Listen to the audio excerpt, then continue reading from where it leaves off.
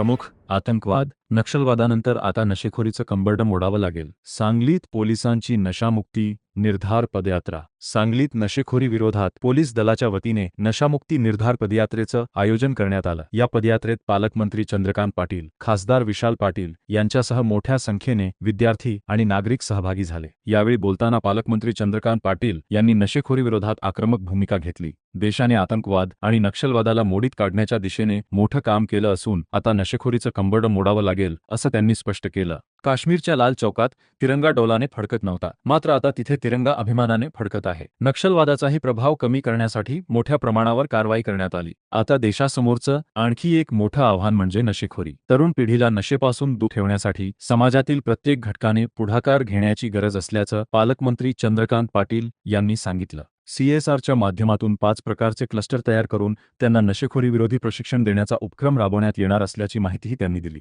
तसंच नशेचं साहित्य विकणाऱ्यांना कोणत्याही प्रकारचं संरक्षण दिलं जात असेल तर ते सहन केलं जाणार नाही, असा कडक इशाराही पालकमंत्री चंद्रकांत पाटील यांनी दिला. दरम्यान सांगली पोलीस दलाच्या वतीने काढण्यात आलेल्या नशामुक्ती निर्धार पदयात्रेत विद्यार्थी, नागरिक आणि विविध क्षेत्रातील मान्यवरांनी सहभाग घेत नशामुक्त समाजाचा निर्धार केला. तरुणाईला नशेपासून वाचवण्यासाठी आता केवळ जनजागृती नव्हे तर नशेच्या साखळीविरोधात कठोर कारवाईची गरज असल्याचा संदेश या पदयात्रेतून देण्यात आला. घर प्रमुख न्यूज सांगली. तो सोपा आहे ना, आपल्या तरुणांना नशेची सवय लावून टाकणं आणि त्यांना करिअर पासून देश, समाज, आई वडील, देवधर्म सगळ्यापासून तोडणं. तर त्या नशेचं कंबरडं मोडणं, त्या नशेचा वाढता प्रभाव संपवणं हे एक मोठं चॅलेंज आहे. आणि म्हणून गेले 2 वर्ष एक मोठा साठा विट्याच्या एका बंद कारखान्यात सापडल्यानंतर सगळा जिल्हा खडबडून जागा झाला. गेल्या 2 वर्षामध्ये इतके साठे सापडत आहेत.